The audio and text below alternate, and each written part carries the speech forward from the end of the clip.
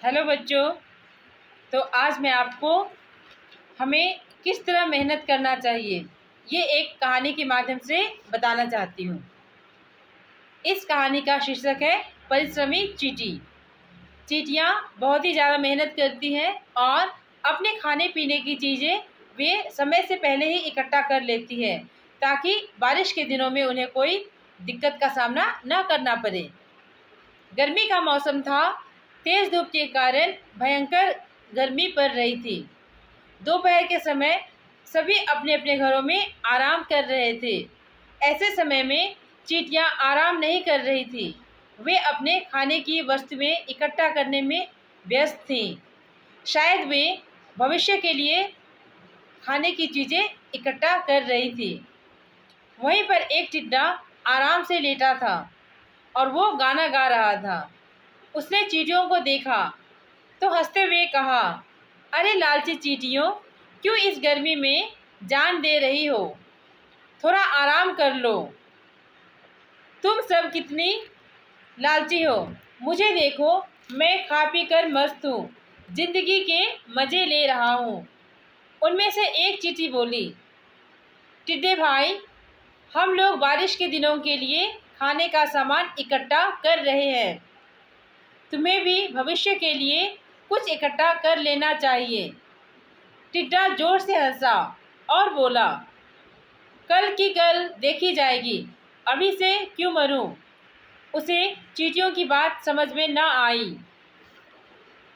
जैसा कि आप सब जानते हैं, गर्मी के बाद बारिश का मौसम आ जाता है।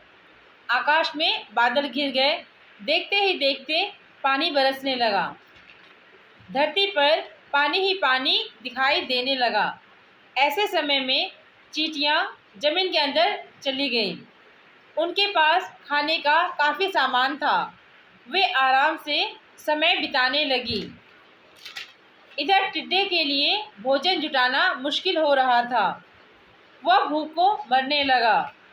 उसे चींटियों की बात याद आई। उसने उनका दरवाज़ा खटखटाया।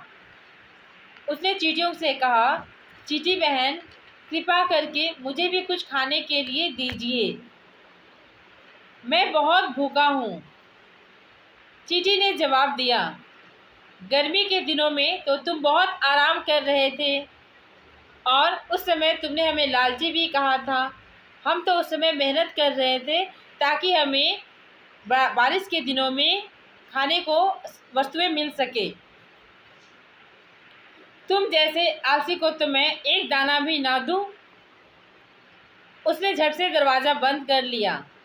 अब टिड्डे को समझ में आ गई, आज की बचत ही कल काम आती है। तो बच्चों, इस कहानी से हमने क्या सीखा? इस कहानी से हमने सीखा कि हमें समय से पहले से ही मेहनत करना शुरुआत कर देना चाहिए। अगर हम चाहेंगे कि मैं ये काम कल करूँगा तो हमारा कल कभी नहीं आएगा। इसलिए आपको क्लास में जो भी पढ़ाया जाता है उसे हर रोज़ प्रतिदिन का काम करना चाहिए। ऐसा नहीं कि जो हाँ बाद में करेंगे, ऐसा नहीं।